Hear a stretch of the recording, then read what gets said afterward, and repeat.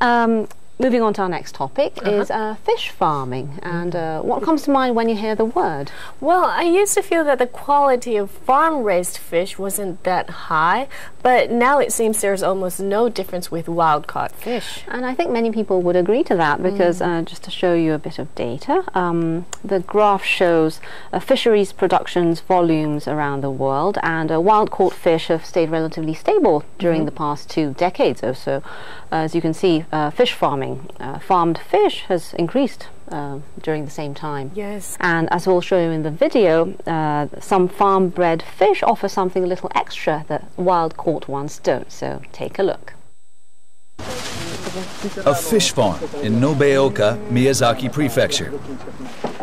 Fishermen pull a fish cage to the shore.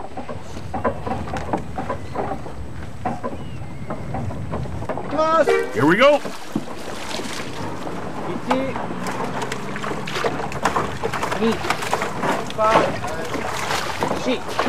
Being hauled on shore is Miyazaki Masu salmon, for which the first shipment began the week before. This is the only trial in the Kyushu region to raise freshwater Masu salmon in seawater. Wholesalers from Miyazaki City, 2 hours away by car, arrive to purchase the fish after getting orders from customers in their area. Wow, the scales are beautiful. On this day, they succeeded in buying 50 of them for between $20 and $25 a kilogram. They will be delivered to hotels and restaurants in Miyazaki right away. This fish farming technique was developed by Hajime Akimoto. He observes the much anticipated haul. I'm not sure whether to call them that, but they're Masu salmon nonetheless. We brought them here and put them into the sea. In Hokkaido and northeastern Japan, some types of Masu salmon that spawn upriver swim down to the ocean and return after maturing. But in Kyushu, because of higher sea temperatures, the salmon don't swim downriver to the sea. Mr. Akimoto moved the fish to a farm set up on the coast of Nobeoka last November when sea temperatures began falling. Because of the temperature, Masu salmon grow faster than those in Hokkaido, increasing in weight from 100 grams to between 1 and 1.5 kilograms in just 4 months.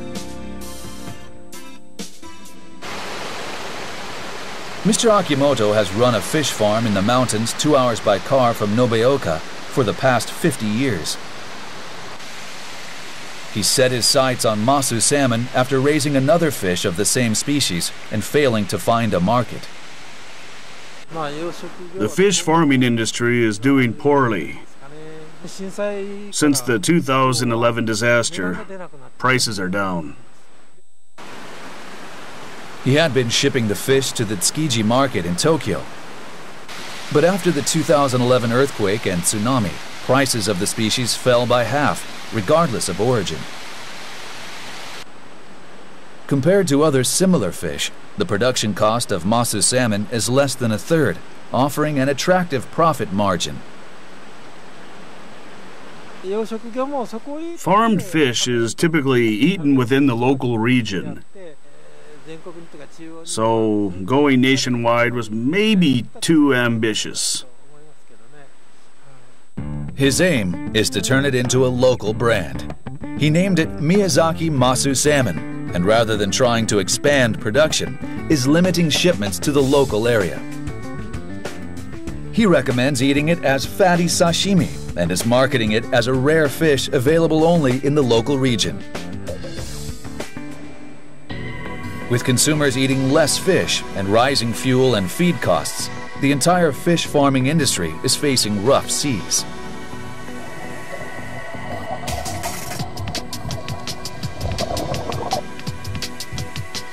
This February, the Japanese government set an annual production target of 140,000 tons or less for yellowtail and amberjack, and up to 72,000 tons for red sea bream. These three types of fish are considered high-end, and there is typically an oversupply. To minimize the risk of sharp price drops, the fish farming industry will adjust production for the first time. Amid this, one area attracting attention is tuna farming. This is the world's first full-cycle bluefin tuna farming experiment in open waters.